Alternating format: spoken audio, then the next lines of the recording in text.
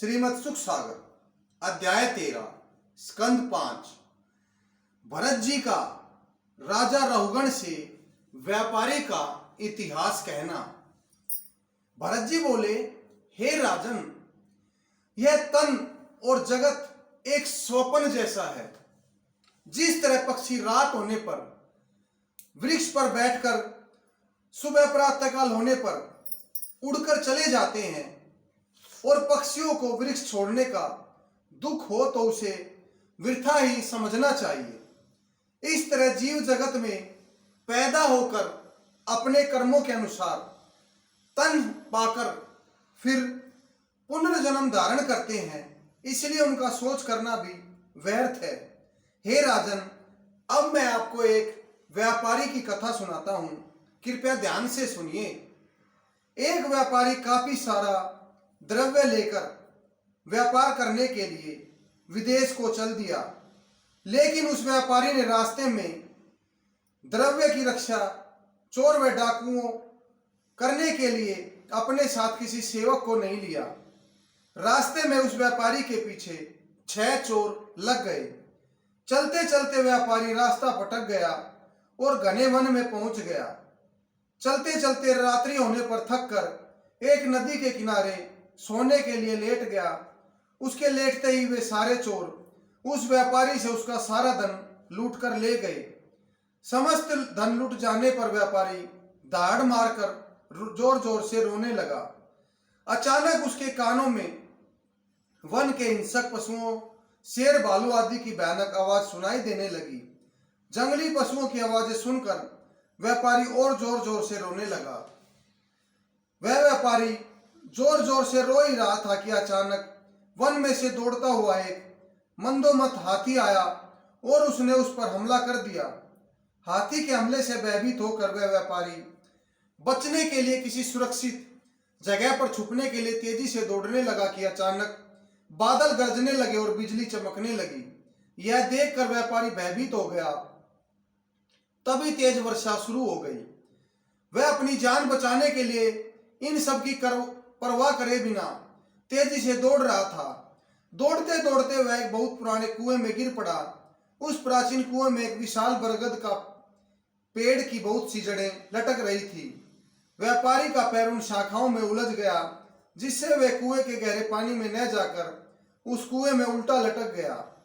कुछ क्षण पश्चात उस व्यापारी ने कुएं से बाहर निकलने का साहस किया तो उसने देखा कि विशाल मंदोमत हाथी कुएं पर खड़ा है।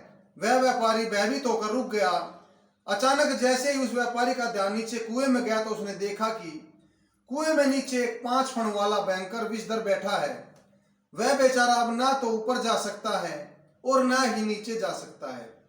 अचानक उसने देखा कि जिस बरगद की जड़ की सहायता से वह कुएं में उल्टा लटका हुआ है, उसको श्याम व श्वेत 2 चूहे लगातार काट रहे हैं।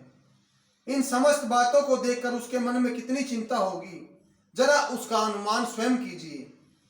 लेकिन हे राजन, अब जो बात मैं तुम्हें सुना रहा हूं, यह सुनकर तुम्हें बहुत ही आश्चर्य होगा। बरगद की जड़ों में मधुमक्खियों का एक काफी विशाल छत्ता था। उस छत्ते में से कभी कभी थोड़ी सी शहद की बूंदें टपक कर व्यापारी के मुख में गिर रही थी। व्यापारी उस शहद की मीठी बूंदों के स्वाद में इतना मगन हुआ कि उसके सारे दुख कुछ समय के लिए उसके मन से दूर हो गए। उन शहद की बूंदों में अपना समय आनंद से व्यतीत करने लगा। फिर एक दिन चूहों द्वारा डाली काटी जाने पर वह अंधियारे कुएं में जा गिरा और तुरंत ही 5 फणों वाले बकाले भयंकर विषधर ने उसका भक्षण कर लिया। यह सुनकर राजा रहुगण बोले, हे भगवान, इतनी भयंकर विपत्तियों को उस शहद की चंद बूंदों ने किस तरह शांत किया, मेरी समझ में तो यह नहीं आ रहा। मैं समझता हूं कि इसी जगत में उस व्यापारी से बड़ा मूर्ख और कोई नहीं होगा। राजा रहुगण की बात सुनकर भरत जी बोले, हे राजन, यह हाल तुम्हारा और जगत का समझना चाहिए। यह जीव एक व्यापारी है जो स्वर्ग, नरक और मोक्ष मुक्ति का व्यापार करने के लिए जगत में आता है। यद्यपि पुनर्जन्म के पुण्यों का मनुष्य शरीर रूपी काफी सारा द्रव्य होता है, धन होता है, लेकिन अज्ञानवश सत्संग रूपी कोई चाकर पास में नहीं रखता। इसलिए काम, क्रोध, मद, लोभ, मोह अहंकार रूपी 6 चोर पीछे पड़ जाते हैं और समस्त माल को लूटकर इसे निकम्मा बना देते हैं। तब यह कर्म रूपी मंदोमत हाथी से प्रेरित होकर संसार रूपी अंधियारे कुएं में गिर जाता है और उसके आवागमन रूपी बरगद के वृक्ष की आयु रूपी एक जड़ों के गुच्छे में फंस जाता है तथा गृहस्थी के अनेक प्रकार के कष्टों से दुख होकर जैसे उससे छूटने का प्रयत्न करता है, त्यों ही कुटुंब के मोह रूपी शहद की बूंदों का स्वाद चखकर तुरंत फंस जाता है। फिर उसे लूटने पीटने का तनिक भी कष्ट नहीं होता। इसके पश्चात आयु पूर्ण हो जाने पर दिन रात रूपी चूहे उस जड़ को काट देते हैं और सर्प रूपी वह काल उसका भक्षण कर लेता है।